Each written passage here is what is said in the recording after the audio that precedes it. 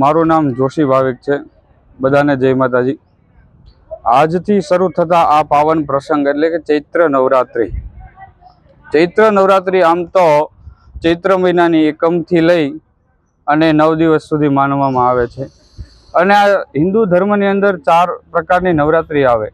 એ 4 પ્રકારની નવરાત્રિમાં જે એક છે જે આસો મહિનાની, જેમાં આપણે રાસ ગરબે રમીએ। અને આ ચૈત્ર નવરાત્રિની અંદર ઉપાસનાનું મહત્વ વધારે। અને એક પૌરાણિક કથા એવી છે કે જ્યારે મહિષાસુર નામનો રાક્ષસ હતો, એનો આતંક વધ્યો। એટલે આતંક વધવાને કારણે માતા પાર્વતી દેવીએ પોતાના અલગ અલગ 9 સ્વરૂપ વડે એને ઉદ્ધાર કર્યો હતો। અને આ ચૈત્ર નવરાત્રિની અંદર હિન્દુ ધર્મની અંદર ઘણું બધું મહત્વમાં છે।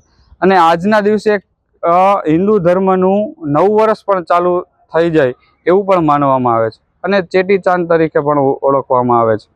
અને હિન્દુ ધર્મની અંદર આ ચૈત્ર નવરાત્રિ બધા ઉપાસકો માટે અલગ અલગ રીતે ઘટ સ્થાપન કરે અને અલગ અલગ દેવસ્થાનોની અંદર પૂજાઓનું મહત્વ બતાવવામાં આવેલું છે।